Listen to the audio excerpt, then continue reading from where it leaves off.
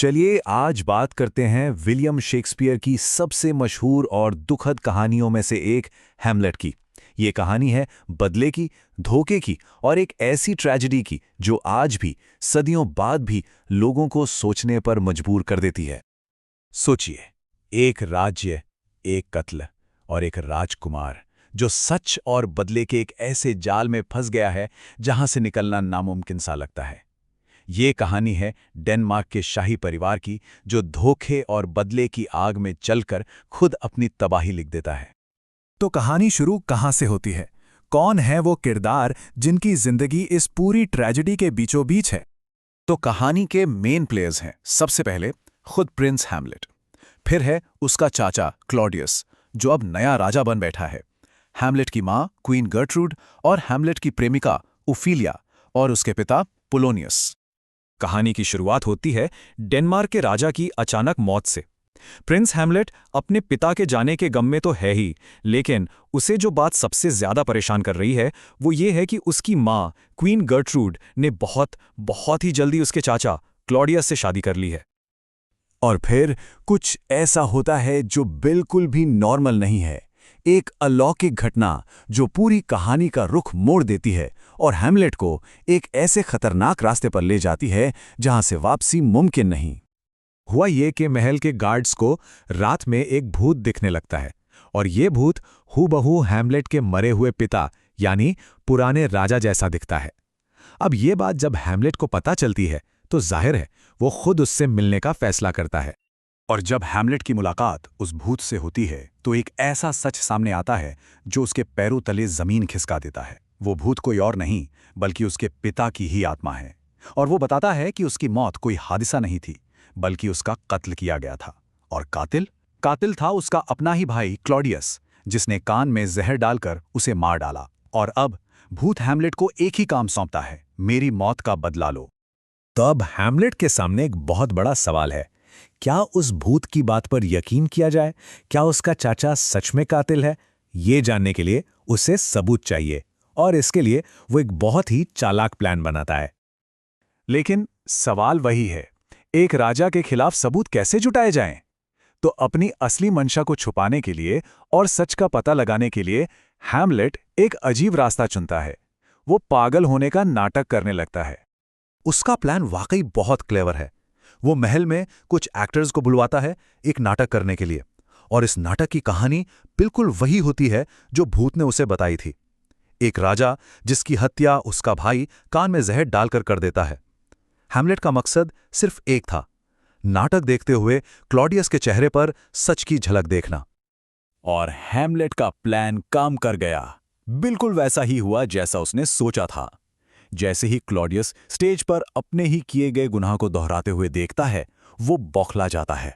वो घबराकर गुस्से में वहां से उठकर चला जाता है। बस हैमलेट को जो सबूत चाहिए था वो मिल गया था, उसका चाचा ही कातिल है। अब जब सच सामने आ चुका है, हैमलेट अपनी मां से इस बारे में बात करने जाता है। दोनों में तीखी बहस होती है। तभी उसे पर्दे के पीछे किसी के छिपे होने का एहसास होता है। उसे लगता है कि ये क्लॉडियस है और गुस्से में वो अपनी तलवार सीधे पर्दे के आर पार कर देता है। लेकिन पर्दे के पीछे क्लॉडियस नहीं बल्कि ओफिलिया का पिता पोलोनियस था। एक गलती और पहली लाश गिर चुकी है और यहीं से कहानी एक और भी खूनी मोड़ ले लेती है। पोलोनियस की मौत बस एक गलती नहीं थी, ये एक ऐसी चिंगारी थी जिसने बदले की एक नई आग को हवा दे दी। और अब कहानी अपने सबसे खूनी पड़ाव की तरफ बढ़ चली है। देखिए, इस एक मौत का असर क्या होता है। अपने पिता की मौत का सदमा ओफिलिया बर्दाश्त नहीं कर पाती और वो पागल होकर डूब मरती है। अब उसका भाई लेआर्टीज वापस आता है। उसके सिर पर खून सवार है। उसे अपने पिता और अपनी बहन दोनों की मौत का बदला चाहिए और चालाक क्लॉडियस को अपना मौका मिल जाता है। वो लेआर्टीज के गुस्से को हवा देता है और दोनों मिलकर हैमलेट को मारने का प्लान बनाते हैं। ये प्लान धोखे से भरा हुआ है। क्लॉडियस हैमलेट और लेआर्टीज के बीच एक दोस्ताना तलवारबाजी का मुकाबला रखवाता है, लेकिन इसमें कुछ भी दोस्ताना नहीं है। लेआर्टीज की तलवार की नोक पर जहर लगा है और एक बैकअप प्लान भी है, एक वाइन का प्याला जिसमें जहर मिलाया गया है। और अब कहानी का क्लाइमैक्स शुरू होता है, बहुत तेजी से और बहुत खूनी अंदाज में। पहली मौत रानी गर्ट्रूड की। वो अनजाने में वही जहरीली वाइन पी लेती है जो क्लॉडियस ने हैमलेट के लिए रखी थी। इसके ठीक बाद मुकाबले में जहर लगी तलवार से लेयर्टीज और हैमलेट दोनों एक दूसरे को घायल कर देते हैं। अब दोनों की मौत तय है। मरने से ठीक पहले लेयाटिस को अपनी गलती का एहसास होता है। वो हैमलेट से माफी मांगता है और पूरी साजिश का पर्दाफाश कर देता है कि ये जहर, ये धोखा, सब कुछ राजा क्लॉडियस का ही किया धरा है। अब हैमलेट, जो खुद भी मौत के करीब है, ये सुनकर गुस्से से भर जाता है। वो अपनी आखिरी बची हुई ताकत बटोरता है और आखिरकार अपना बदला पूरा करता है। वो धोखेबाज राजा क्लॉडियस को मार डालता है और इसी के साथ जहर अपना असर दिखाता है। लेयर्टिस की तलवार का जख्म राजकुमार हैमलेट की भी जान ले लेता है। डेनमार्क का पूरा शाही दरबार अब लाशों का ढेर बन चुका है। पूरा का पूरा शाही खानदान खत्म। तो सवाल ये उठता है कि इस भयानक ट्रेजेडी का मतलब क्या है? इससे क्या सबक मिलता है? हैमलेट की कहानी हमें इंसानी फितरत के बारे में बहुत कुछ सिखाती है। पहली बात कि लालच और पावर की भूख हमेशा तबाही लाती है। दूसरी, सच कभी ना कभी सामने आ ही जाता है, उसे छुपाया नहीं जा सकता।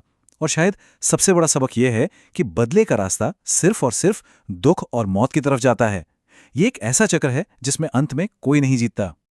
इस पूरी तबाही के बीच सिर्फ एक शख्स जिंदा बचता है, हैमलेट का दोस्त होरेशियो, और वो वादा करता है कि वो हैमलेट की ये दर्दनाक कहानी दुनिया को सुनाएगा ताकि लोग इससे सबक ले सकें।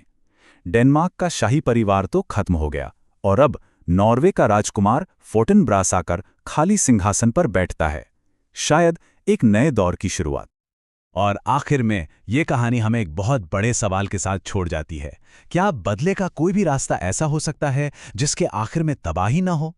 ये वो सवाल है जो हैमलेट का सार है और आज भी, सदियों बाद भी, उतना ही मायने रखता है।